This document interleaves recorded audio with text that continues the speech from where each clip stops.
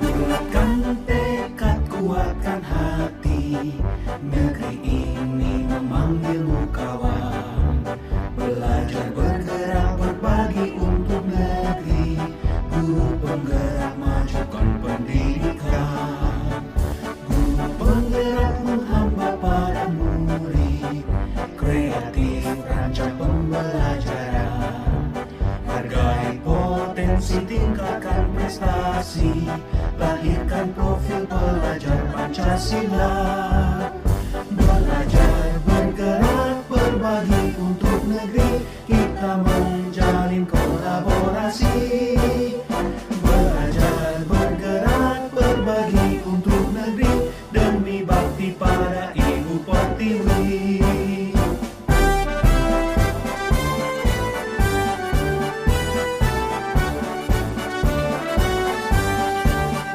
Bulatkan tekad, kuatkan hati, negeri ini memanggilmu kawan. Belajar, bergerak, berbagi untuk negeri, guru penggerak majukan pendidikan. Guru penggerak menghamba pada murid, kreatif rancang pembelajaran. Hargai potensi, tingkatkan prestasi, lahirkan profil pelajar Pancasila. Belajar, bergerak, berbagi untuk negeri, kita menjalin kolaborasi.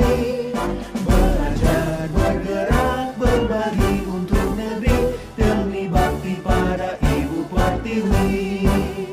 Belajar, bergerak, berbagi untuk negeri, kita menjalin kolaborasi.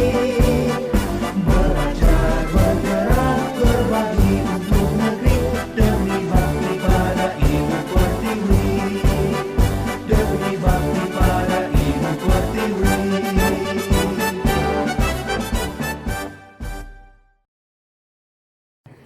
Good afternoon Bapak Ibu. Oke, assalamualaikum warahmatullahi wabarakatuh.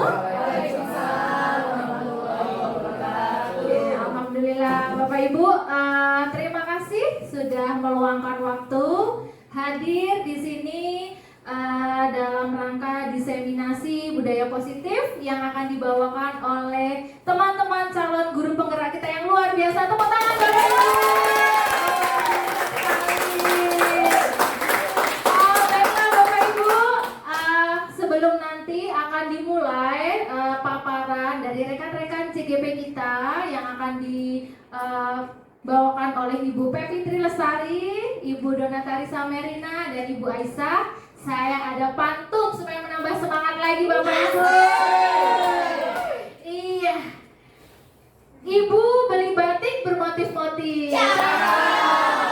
Batik bermotif dipakai adik. Nungguin ya. Iya. Ayo mulai budaya positif untuk kebaikan peserta didik.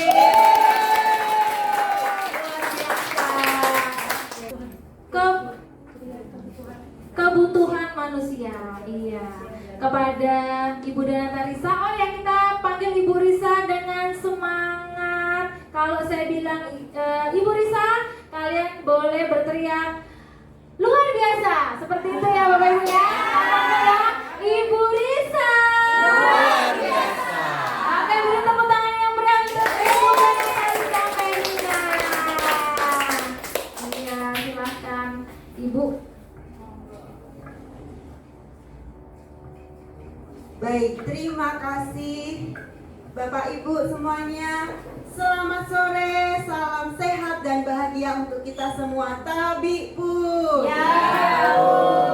Baik, seharian dari pagi ya kita ngajar ya jam 7 dengan berbagai macam ekskul dan lain-lain. Pasti dong ada rasa capek, tegang otot kaki, otot tangan, kepala. Yuk kita agak rileks sedikit yuk.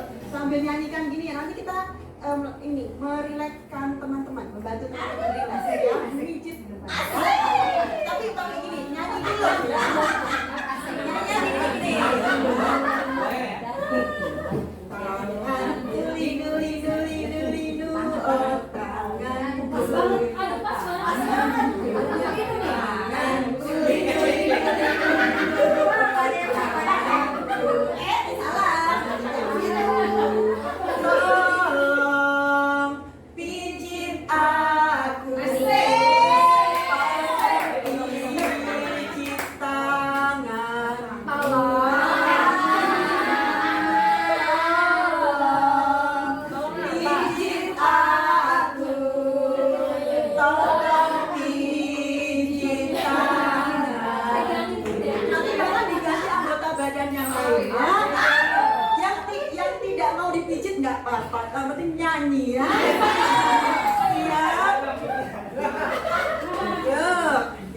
nih. Siapa sih? Tangan dulu ya. Ini teman. Ya, tangan du, oh tanganku, tanganku, tanganku, oh tanganku, Bener ini. tanganku. Tolong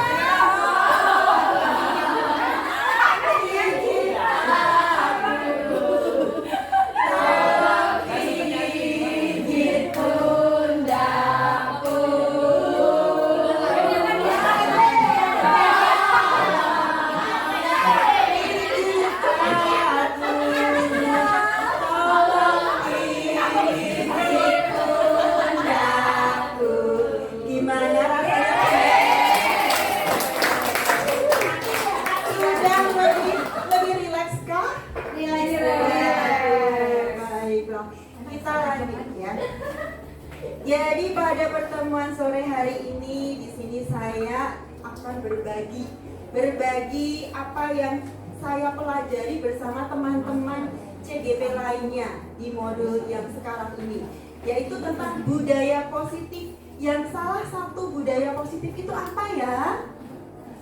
Salah satu budaya positif itu adalah membuat satu keyakinan kelas. Kalau kita kan ada kesepakatan kelas ya, seperti itu. Kalau di dalam pendidikan guru penggerak ini namanya keyakinan kelas. Kira-kira Bapak Ibu, kok keyakinan kelas ya yang dibuat, kok bukan yang di ini dimunculkan, kok bukan peraturannya? Kira-kira kenapa ya?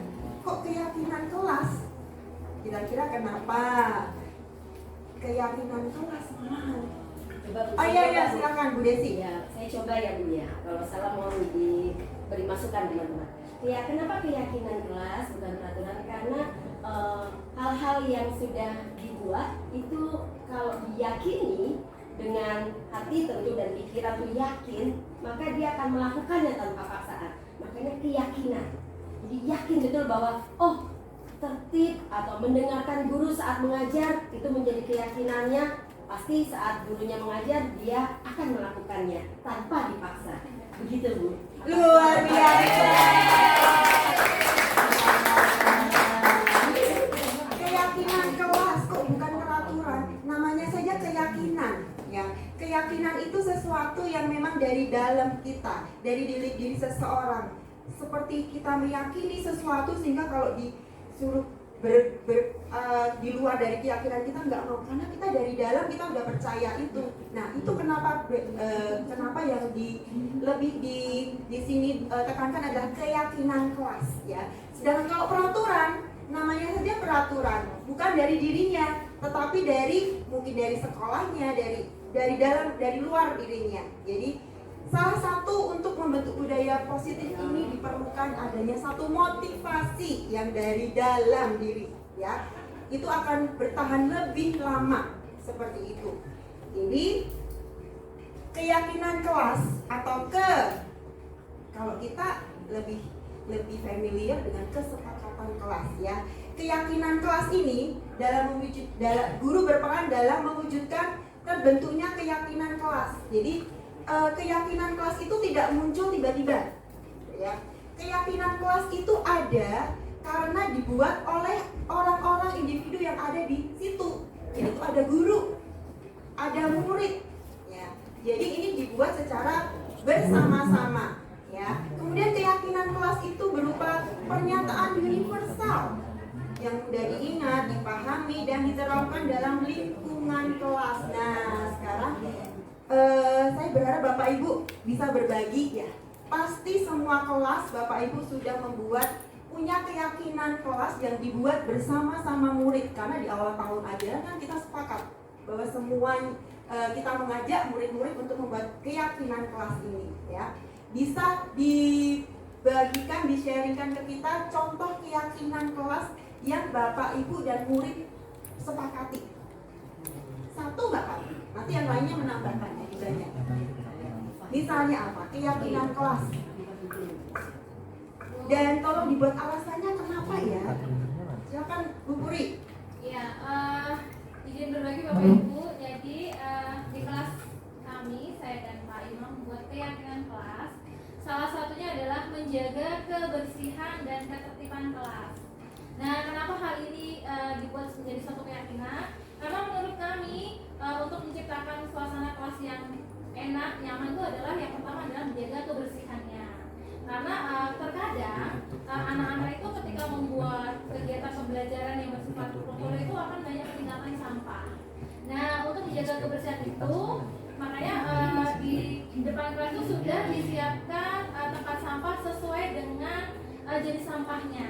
Nah, untuk itu juga merupakan harapannya anak-anak juga dapat terlatih untuk bisa memilah sampah, memisahkan sampah dan membuang sampah sesuai tempatnya. Seperti itu. Luar biasa.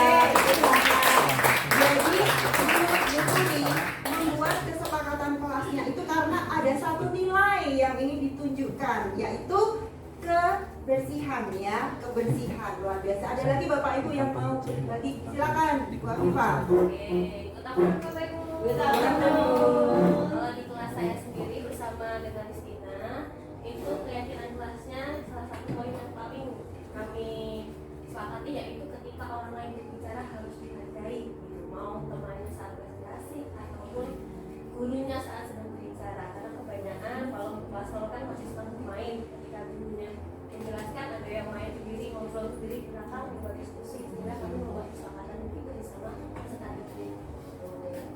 Dan bukan hanya kesepakatan yang dibuat, tapi beserta konsekuensinya. Jika ada yang tidak menghargai, konsekuensinya apa? Bisa telepon dulu ke belakang, sambil mendengarkan. Bisa tahu Bu, kalimatnya apa? Kalimat untuk kesepakatan itu. Menghargai orang lain saat berbicara. Menghargai orang lain saat berbicara. Oke. Singkat, mudah dipahami. Jadi di balik kesepakatan itu ada nilai yang ingin Bu Afifah dan murid-murid Ibu Afifah tunjukkan, yaitu menghormati.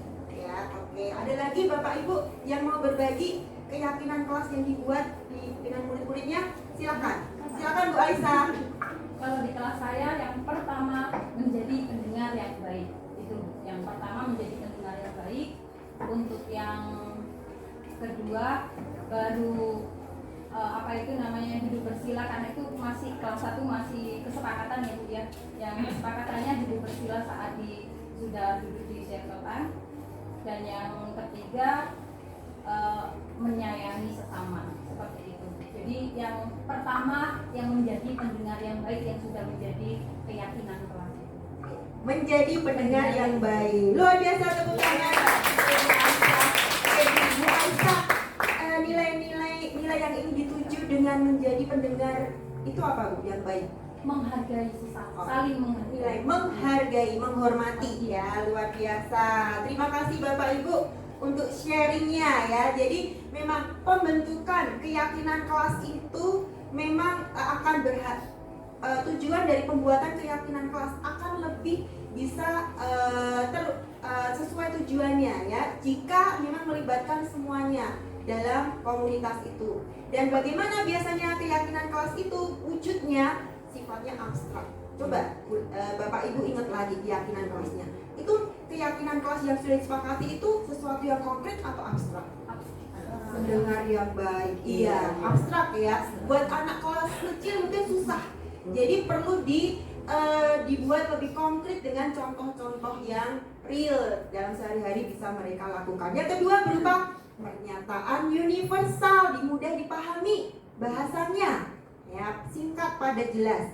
Dibuat dalam pernyataan positif. Menurut Bapak Ibu, membuat pernyataan positif itu bagaimana ya?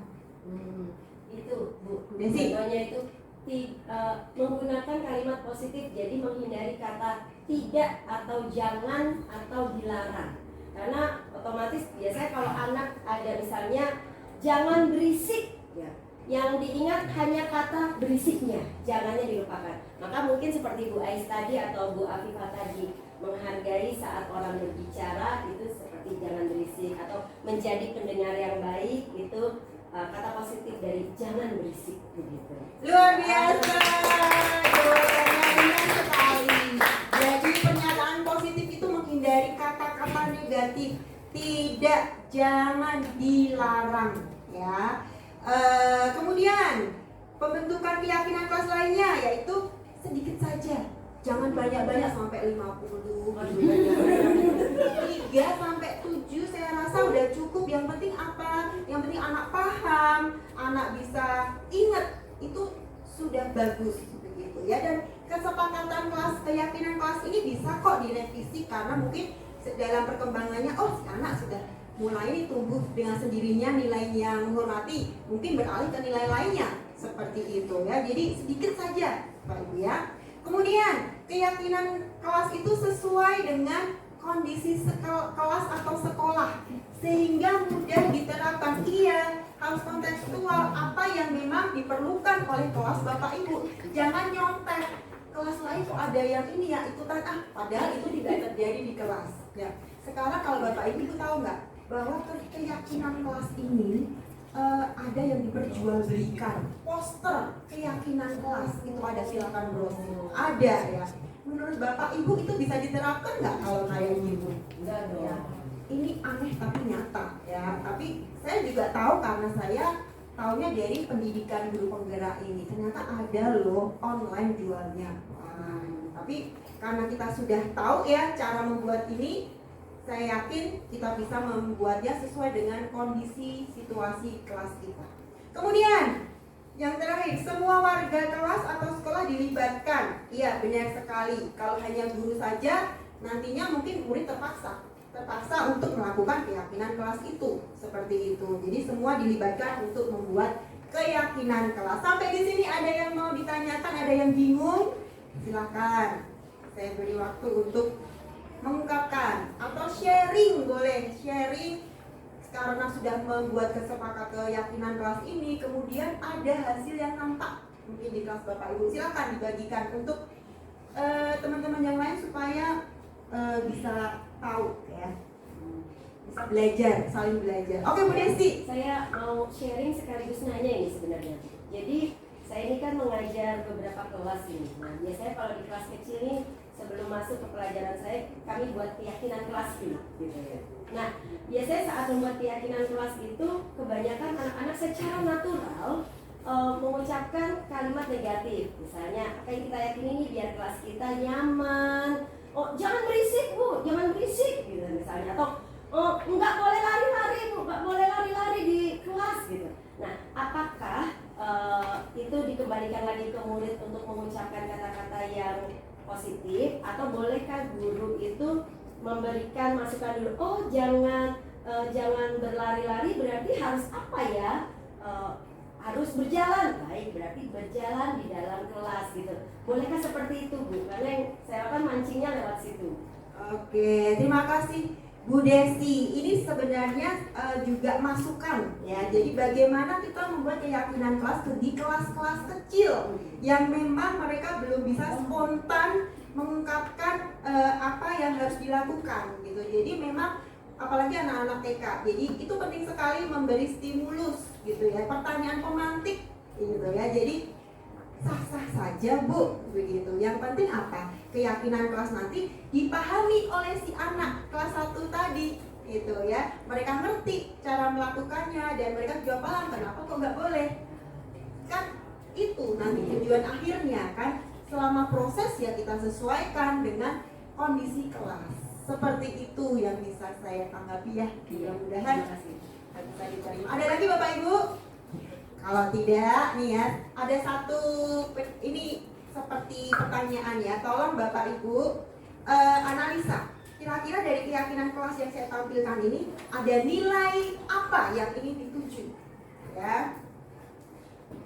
Kembalikan barang ke tempatnya. Kira-kira nilai apa yang jadi ingin dituju oleh si pembuat keyakinan ini? Tanggung jawab, disiplin. Tanggung jawab, disiplin. Oke, kita simpan. Tanggung jawab. Ya. Next. Dilarang mengganggu orang lain. Ini negatif ya, ini contohnya. Dilarang mengganggu orang lain. Ini apa? Menghargai. Ada yang lain? Ketertiban namanya. Ketertiban, menghormati, menghargai sama. Ketertiban, sopan, menghargai. Oke, itu mirip-mirip ya. Cek. Saling menghormati. Next. Selanjutnya, hadir di sekolah 15 menit. Disiplinkah? Check it out. Menghormati orang lain.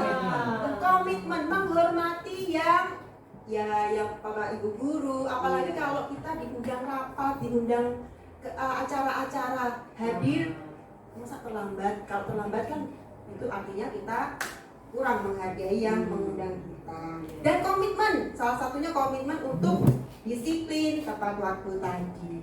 Oke, next. Dilarang melakukan kekerasan. Ini negatif juga ya.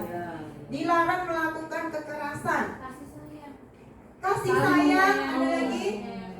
Menyayangi. Coba kita intip jawabannya. Keamanan ya, lebih ke keamanan, juga menghormati. Masih ada nggak ya? Kita coba. Oh, masih ada. Dilarang menggunakan narkoba. Wah, ini karena narkoba pakainya larangan. Untuk nilai kesehatan, keamanan ya, mana yang muncul? Oh, kesehatan ya.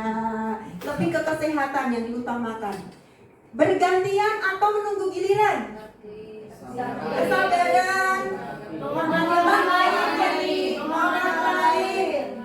Kita lihat menghormati orang lain dan berempati. Oke, lanjut. Dilarang merokok. Kesehatan. Ya bapak-bapak. Dan menghormati orang lain. Nah, gunakan masker. Kesehatan, menghormati orang lain, kesehatan dan keamanan. Lebih di situ ya. Berjalan di kelas dan koridor nih, ada nih di kita nih. Keamanan. Iya, semuanya benar, luar biasa. Tepuk tangan. Dari sini saya bisa menyimpulkan karena Bapak Ibu mengerti nilai apa yang dituju, pasti tahu cara membuat keyakinan kelas ya, luar biasa. Oke, next. Dari keyakinan kelas ini, nah kita sekarang menuju ke realita yang sehari-hari ini kita hadapi. Dalam ini saya sharing aja. Saya sebagai guru kelasnya seminggu, dalam satu hari itu selalu ada kejadian-kejadian yang ajaib gitu ya. Yang awalnya adem ayem, anaknya nice, nah kok tiba-tiba sebelum pulang lah kok ada kayak gitu gitu kan. Nah, kemudian saya kaitkan dengan apa yang telah saya pelajari bersama-sama teman gitu ya. Oh, ternyata setiap tindakan yang dilakukan, baik itu anak-anak, semua orang, itu ternyata ada yang mendasari, ada alasannya. Dan alasannya itu apa? Salah satunya adalah, oh ternyata ada kebutuhan. Ada kebutuhan dari setiap orang yang ingin dipenuhi. Nah, Untuk itu kita perlu tahu ya, sebenarnya kebutuhan manusia itu apa sih? Kebutuhan dasar deh, yang paling dasar. Karena ada kebutuhan yang tidak dasar yang nggak penting gitu ya. Ini yang paling penting, yaitu. Nah di sini ini definisinya ya. Jadi kebutuhan segala sesuatu yang kita lakukan untuk mendapatkan apa yang kita inginkan. Jadi karena kita perlu itu, apapun akan kita lakukan. Sebenarnya begitu. Dan seluruh tindakan yang kita lakukan punya tujuan tertentu dan semua usaha terbaik yang kita lakukan adalah dalam rangka agar kebutuhan dasar kita terpenuhi. Ya, jadi anak kecil, anak bayi, kecil, orang dewasa, orang tua, ketika selama mereka normal ya. Saya nggak tahu kalau ODGJ mungkin mereka melakukan sesuatu mungkin tujuannya nggak tahu ya, ada tujuan tertentu nggak. Tapi kalau orang normal, mereka ada tujuan tertentu yang ingin dituju. Nah, apa sih kebutuhan-kebutuhan itu? Ada 5 di sini. Yang pertama itu bertahan hidup, survival.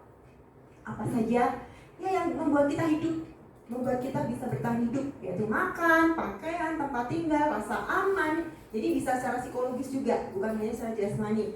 Kesehatan itu contoh-contoh kebutuhan dasar untuk bertahan hidup. Kemudian kebutuhan kasih sayang dan rasa diterima. Cinta itu juga kebutuhan ya. Jangan bilang aku nggak ini kok nggak cinta, nggak punya rasa cinta. Bohong. Ada kebutuhan dasar semua orang ya. Kemudian kebutuhan akan penguasaan. Jadi acknowledgement. Jadi dia itu diakui gitu keberadaannya gitu ya. Itu salah satunya penguasaan, harga diri, keinginan untuk dianggap, memimpin, berprestasi, didengar. Nah, itu kebutuhan gitu. Kemudian ada kebebasan. Setiap orang ini ingin, ada masanya ingin bebas. Ya, benar sekali. Jadi kemandirian, ingin memiliki pilihan, kemudian ingin mencoba-coba hal baru, dia punya kendali atas dirinya, itu karena terdorong oleh kebutuhan dia ingin bebas gitu ya. Yang kelima adalah kebutuhan akan kesenangan, rasa senang.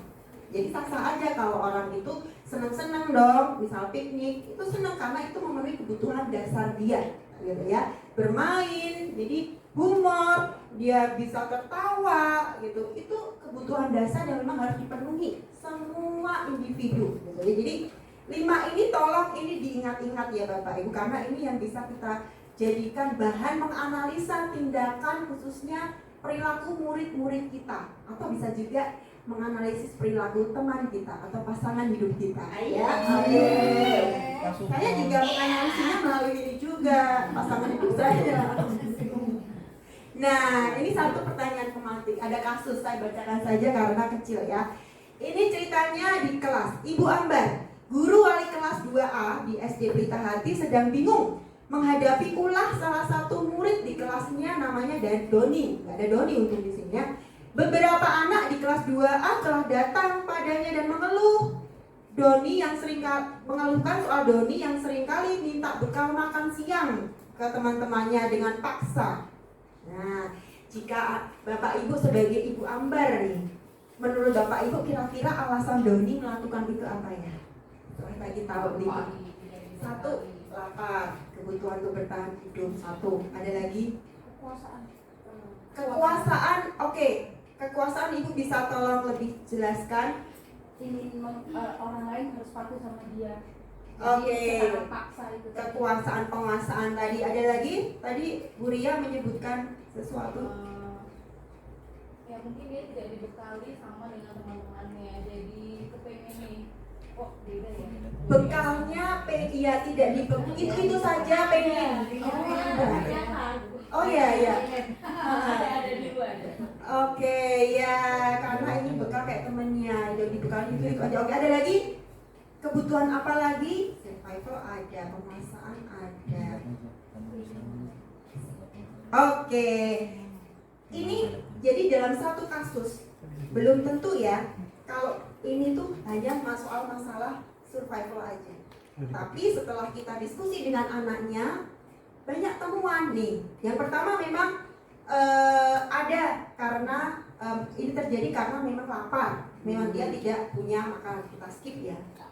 Yang selanjutnya kasih sayang dan rasa diterima. Nah, ini gimana taunya? Jika Doni jawabannya begini, mengambil bekal teman karena dia merasa senang temannya jadi memperhatikan memperhatikan dia. Kalau dia dikasih, dia diperhatikan. Itu tandanya dia itu memang ingin kasih sayang. Seperti itu ya. Kemudian bisa juga penguasaan. Jika Doni ini Doni akan dia merasa hebat karena temannya jadi takut, benar sekali, takut dengan dia dan menuruti keinginannya. Ini kebutuhan dia ingin berkuasa. Ya. Next, bisa juga kebebasan. Misalkan dia bosan dengan bekal makanan yang dibawa ibunya, benar sekali. Jadi dia pengen punya temennya. Nah, ini ada kebutuhan yaitu kebebasan. Dia ingin yang lain dari yang biasanya dia bawa. Seperti itu kita menganalisa. Nah, ini ada lagi, kesenangan juga bisa masuk. Gimana caranya? Jika Doni jawabannya gini, ia melakukan karena iseng, ngisengin temen. Jadi ada kepuasan, kesenangan dari dalam batin dia. Itu simbol ya. Silakan disimpulkannya. Jadi seperti itu. Jadi macam-macam ya yang mendasari tindakan. Jadi bagaimana kita tahu? Kita ajak bicara seperti itu. Jadi kita perlu diskusi ya jika ada satu perilaku yang kita anggap aneh. Kasus selanjutnya ya, saya bacakan. Dinda, anak kelas 3 SD, begitu tiba di rumah pulang dari sekolah, Dinda nangis, mengadu pada ibunya bahwa dia benci pada Ibu Rani, ibu gurunya. Menurut Bapak Ibu nih, kebutuhan apa yang berusaha dipenuhi Dinda? Kalau jawaban Dinda ketika ditanya ibunya gini, Ibu guru bilang aku tidak boleh bersenandung sewaktu mengerjakan tugas.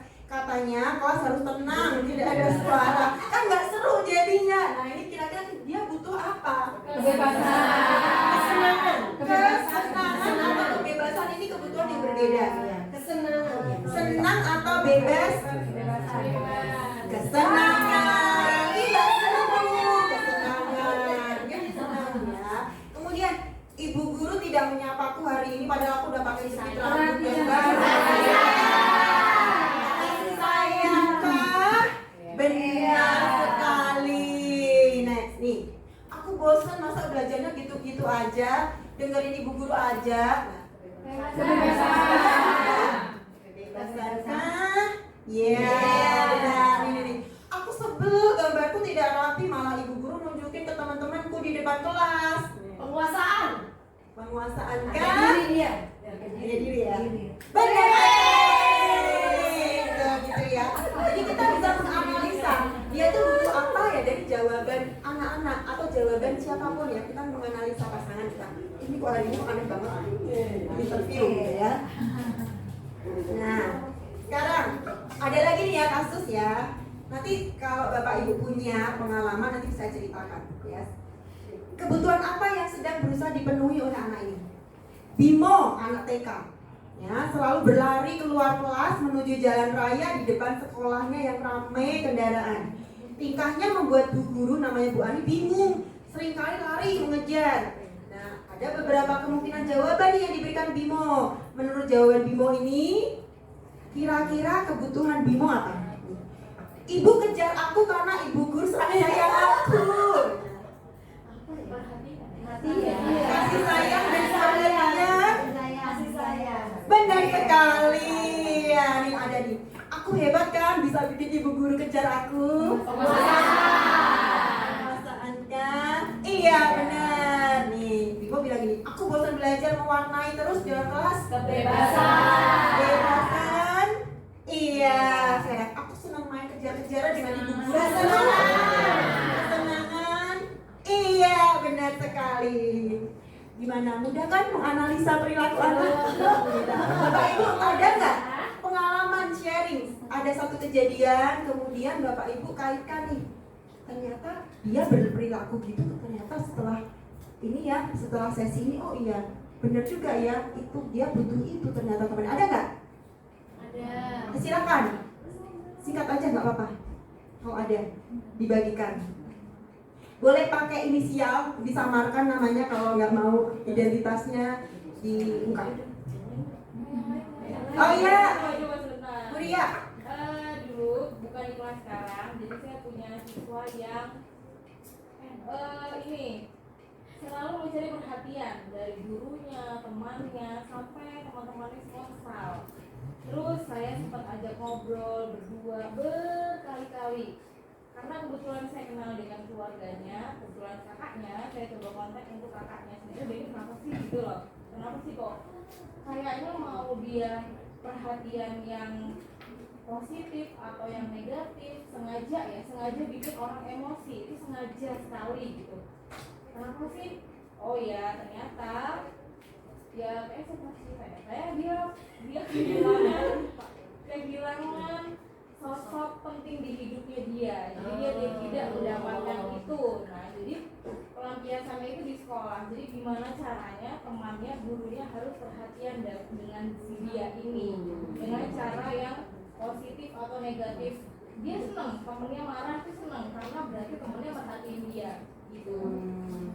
Ini kebutuhan yang ingin dia penuhi, kasih sayang ya. Wah, berarti benar ya, sesuai ya, luar biasa ya. Bapak Ibu, mungkin ada ya pengalaman-pengalaman serupa ya, nanti bisa dibagikan lewat sesi-sesi lain ya. Terima kasih Bu Ria. Oke, nah ini ada lagi nih, siapa tahu sedang mengalami ini, jadi ada masukan nih. Dinda, anak kelas 3 SD. Begitu tiba di rumah sepulang dari sekolah, Dinda menangis mengadu pada ibunya bahwa dia benci. Loh, ini sudah ya? Salah pencet ya. Oke. Pencet ulang. Nah, ini Dimas, usia 17 tahun nih. Ia senang sekali ketika ayahnya mulai mengajarkan cara menyetir mobil. Setiap akhir pekan dia berlatih menyetir. Ia terlihat senang berlatih sampai akhirnya ia bisa nyetir mobil dengan baik dan lancar. Ketika ibu bertanya pada Dimas, apa yang membuat dia ingin bisa nyetir mobil? Dan jawaban Dimas adalah seperti ini. Nah, kalau analisa jawaban Dimas ini, kira-kira kebutuhan apa ya yang ingin dia penuhi? Yang pertama, menyetir mobil itu seru. Dia cari kesenangan kah? Iya benar. Yang kedua, biar bisa jalan-jalan sama teman-temanku. Bebaskah? Kasih sayang. Diterima.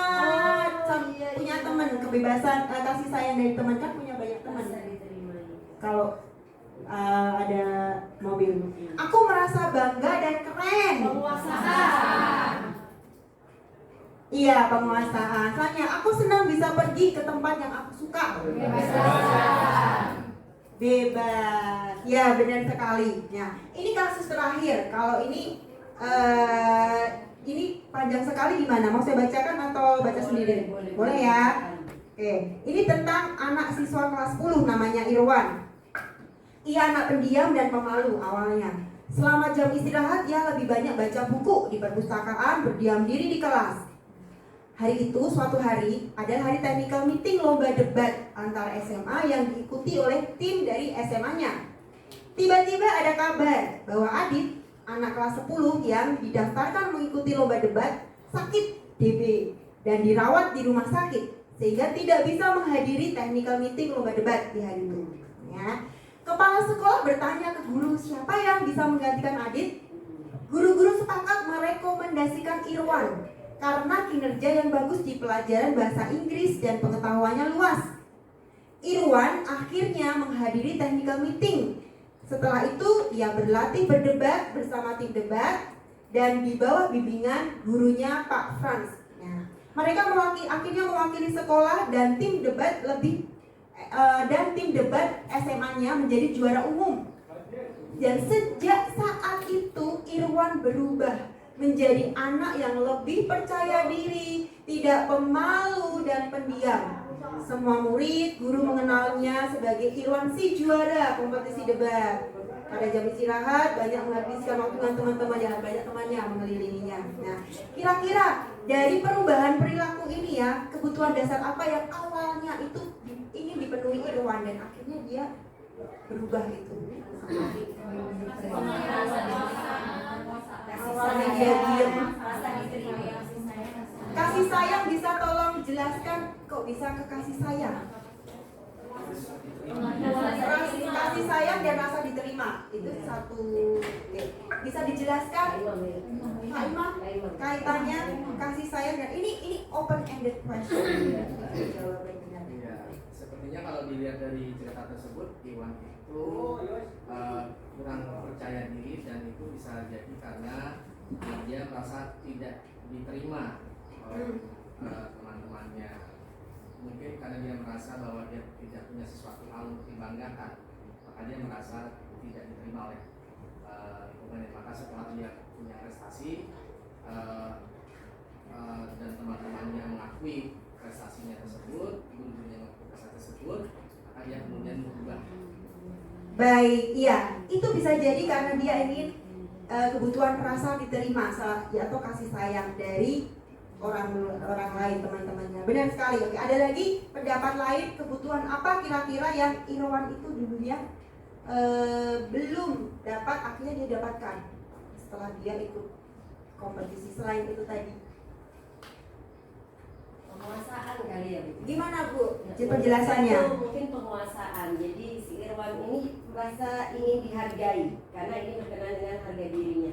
Jadi ketika tadinya dia itu kok kayak nggak dianggap, tapi terus tiba-tiba ikut untuk menggantikan dan berhasil, maka harga dirinya menjadi naik. Percaya diri itu yang terjadi. Jadi dia punya pride gitu, harga diri gitu. Ingin dianggap. Oke, terima kasih Bu Desi atas pendapatnya, juga Pak Iman. Baik Bapak Ibu, ternyata dari sesi ini bisa disimpulkan bahwa Bapak Ibu sudah memahami apa itu keyakinan kelas, apa itu nilai-nilai yang ingin dituju ketika membuat suatu keyakinan kelas, dan lebih memahami ternyata apa alasan dibalik setiap perilaku individu itu, karena sudah tahu 5 dasar kebutuhan manusia tadi.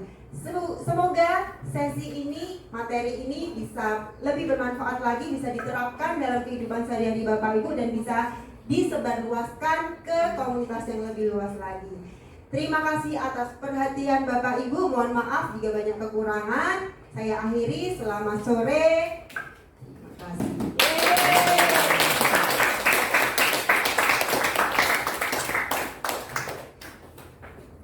Baik, beri tepuk tangan yang meriah untuk Ibu Risa. Luar biasa sekali Bapak Ibu, 5 kebutuhan dasar manusia. Saya tadi merenung dengan Bu Desi. Kira-kira Bu Desi, apa 5 kebutuhan dasar kita yang dari tadi kita renungkan itu ya Bu Desi ya? Iya.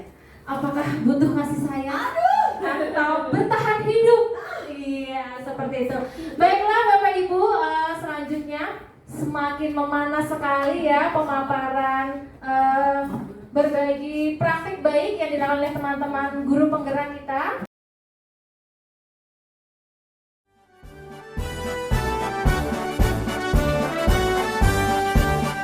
Bulatkan tekad, kuatkan hati, negeri ini memanggilmu kawan. Belajar bergerak berbagi untuk negeri, guru penggerak majukan pendidikan. Guru penggerak menghamba pada murid, kreatif rancang pembelajaran. Hargai potensi, tingkatkan prestasi, lahirkan profil pelajar Pancasila. Belajar bergerak berbagi untuk negeri, kita menjalin kolaborasi. Belajar bergerak berbagi untuk negeri, demi bakti pada Ibu Pertiwi. Belajar bergerak berbagi untuk negeri, kita menjalin kolaborasi. Belajar bergerak berbagi untuk negeri, demi bakti pada Ibu Pertiwi. Demi bakti pada Ibu Pertiwi.